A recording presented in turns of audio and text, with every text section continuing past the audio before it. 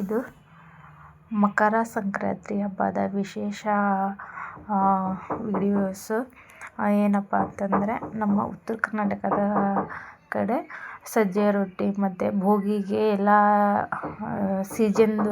ಈ ಸೀಸನ್ನಲ್ಲಿ ಏನು ಬರುತ್ತೆ ಅದೆಲ್ಲ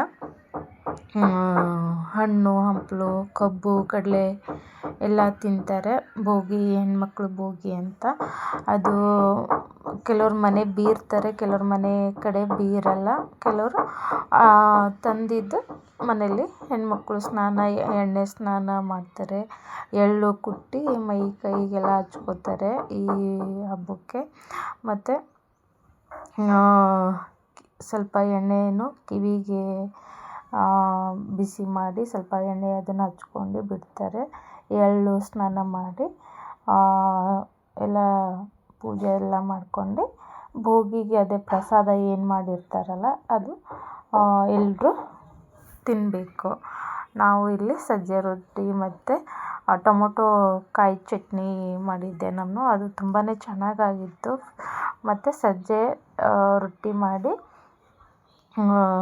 ಎಲೆಕೋಸು ಪಲ್ಯ ಮತ್ತು ಸಜ್ಜೆ ರೊಟ್ಟಿ ಅನ್ನ ಎಲ್ಲ ಮಾಡಿ ರೆಡಿ ಮಾಡ್ಕೊಂಡ್ವಿ. ಸಿಂಪಲ್ಲಾಗೇ ಮಾಡ್ಕೊಂಡ್ವಿ. ಯಾಕೋ ಈ ಸರ್ತಿ ಹಬ್ಬ 2 ಬಂದಿತ್ತು. ಇವತ್ತು ನಾಳೆಗೆ ಅಂತಂದು 2 ದಿವಸ ಹಬ್ಬ ಆಗೋಯಿತು. ಬನ್ನಿ, ಇವತ್ತಿನ ಭೋಗಿ ಹೆಣ್ಮಕ್ಳ ಭೋಗಿಗೆ ಇಷ್ಟು ಅಡುಗೆ ಪ್ರಿಪೇರ್ ಮಾಡ್ಕೊಂಡಿದ್ದೆ ನಾನು. ಮತ್ತು ಎಲ್ರಿಗೂ ಸಂಕ್ರಾಂತಿ ಹಬ್ಬದ ಶುಭಾಶಯಗಳು. ನೀವು ಎಲ್ಲರೂ ಖುಷಿಯಾಗಿ ಹಬ್ಬ ಮಾಡಿ ಎಲ್ಲರೂ ಅಂತ ಕೇಳ್ಕೊತಾ ಇದ್ದೀನಿ. ಇಲ್ಲಿ ನಾನು ಹಸಿ ಬಟಾಣಿ ತರ್ಕೊಂಡು ಬಂದಿದ್ವಿ.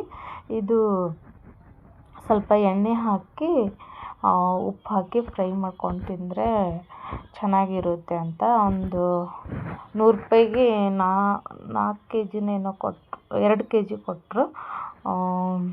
ತಗೊಂಡಿದ್ವಿ. ಚೆನ್ನಾಗಿತ್ತು, ದಪ್ಪ ದಪ್ಪ ಕಾಳು. ಹಾಗಾಗಿ ಮಕ್ಕಳು ಮತ್ತೆ ತಂದ್ಕೊಂಡಿದ್ರು. ಇವಾಗ ಅಡುಗೆಗೂ ಯೂಸ್ ಆಗುತ್ತೆ ಮತ್ತು ಈ ಥರ ಇಷ್ಟಪಟ್ಟು ತಿಂತಾರೆ ಮಕ್ಕಳು ಅಂತಂದು ಅದು ತೊಗೊಂಡು ಎಣ್ಣೆ ಉಪ್ಪು ಹಾಕಿ ಹುರ್ಕೊಂಡಿದ್ದೆ ನೋಡಿ.